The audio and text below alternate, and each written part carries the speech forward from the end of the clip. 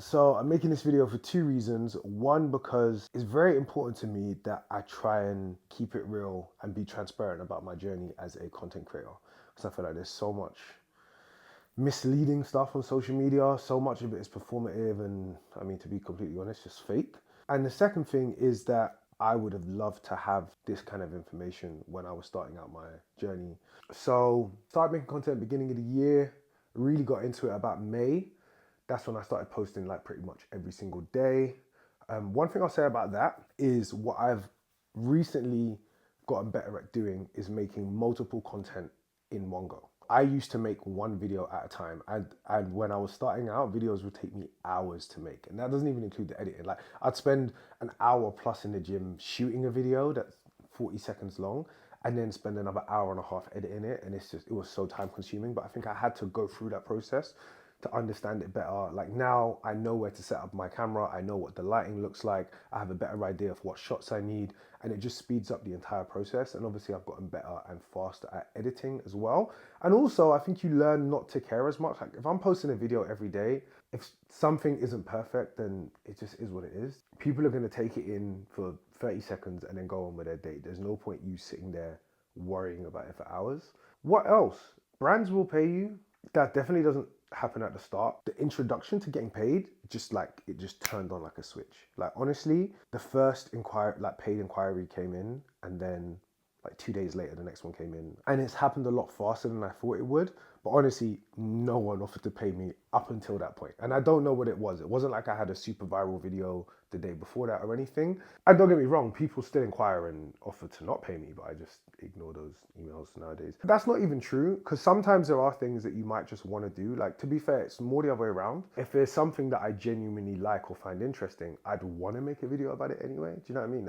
I feel like that's where the sense of authenticity comes in. It's like, this is a really cool experience I would genuinely love to go to. I feel like other people would be interested in it, so why not make a video about it? And you got to bear in mind, you still need to make organic content, so you can't get paid for everything. Or maybe you can, but the type of content creator I am, I want to keep on posting 6 or 7 days a week. I feel like I've built a habit of that. It keeps me active. It keeps me creatively thinking. Having to post every single day will push you mentally to think of ideas, to think of things. And it does get easier. It definitely does get easier. I actually did a breakdown today. I've got 23 videos that are edited, ready to go at the moment. That's 23 days worth of content without me having to do anything else. And on top of that, there's 8 videos that I've shot that I just haven't edited yet. So I've got over a month's worth of backlog.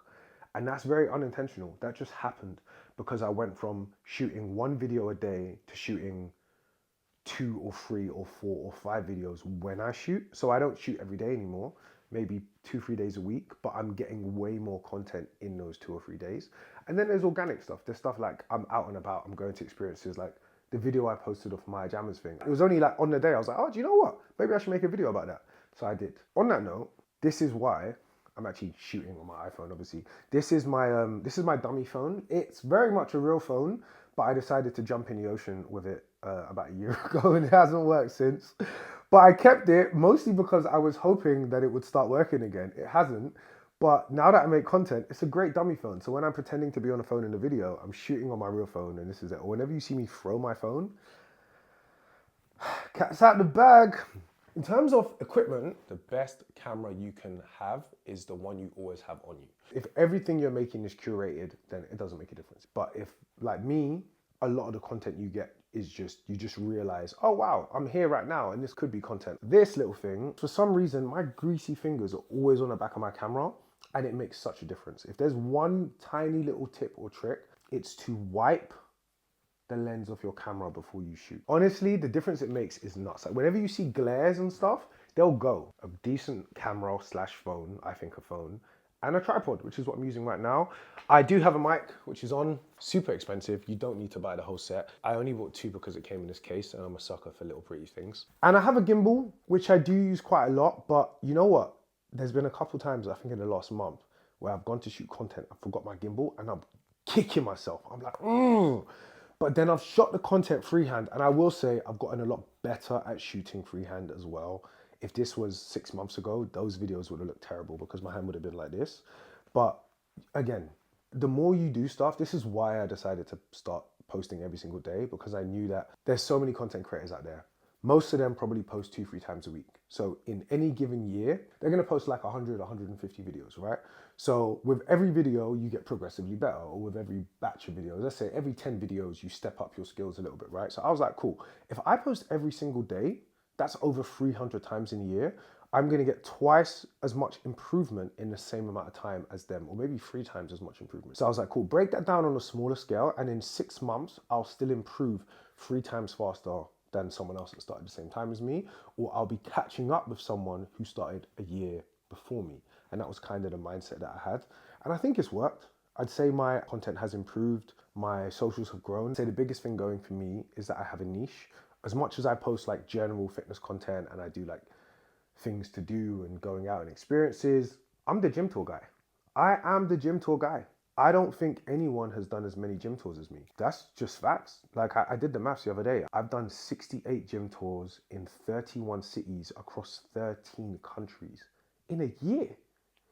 Yo, hey, my work rate is crazy, you know. My work rate is crazy, I'm telling you. I'm sitting on like 7 or 8 gym tours right now. So that has been useful, and I think that is what's probably propelled me to start making money from content faster than other people, because they don't sit in a niche, they don't stand out in the category that they're in. So it's like, if you're a makeup artist, so is another 10,000 girls, and like a brand can choose from any of those, or they're gonna use the bigger ones. But when you're like pretty much one of the handful of people that do the thing that you do well, it narrows you down and brings you to the conversation a lot faster. On that, don't start making gym tours, please. Leave this to me. But yeah, like I said, I just wanted to spit some truth. There needs to be more like just transparency and honesty when it comes to social media. The other thing is, brands will give you stuff for free. Don't be afraid to ask. I think that was like a big hurdle for me. It was like asking for money. I have a friend who's an agent, and I was like, oh, how much should I ask for this video? I was thinking like £500. He was like, 6 grand. And I was like, what? 6 grand? He was like, bruv, ask for 6 grand. And I was like, I can't ask for 6 grand. I was like, it felt weird. Like, what am I asking for 6 grand for? That's crazy. I think I asked for like 1.5, and they gave me 1.2, and I was like, that's more than double what I was even gonna go in for. And even like with free stuff, there's been times where like I've been like, oh, I really want some new like wraps or something, and I'll be like, I'll just DM a brand and I'll be like, hey, I wanted to make a video about using wraps in the gym, would you guys mind sending me some? And then like, send me your address. And don't get me wrong, like they want to work with you, they want to build a relationship, they want you to make content, but especially if there's things that you genuinely use, then it makes sense to try and build relationships with those brands. And even if it's not paid, like I think that's one thing. I don't want to get into the mindset of I'm not going to use your stuff unless you pay me, because I would rather build a relationship even if I'm not getting paid with a brand that I genuinely use. Again, it's about being authentic. I think people can feel when you're not being authentic. Yeah, man. Try and be authentic, and eventually you will grow.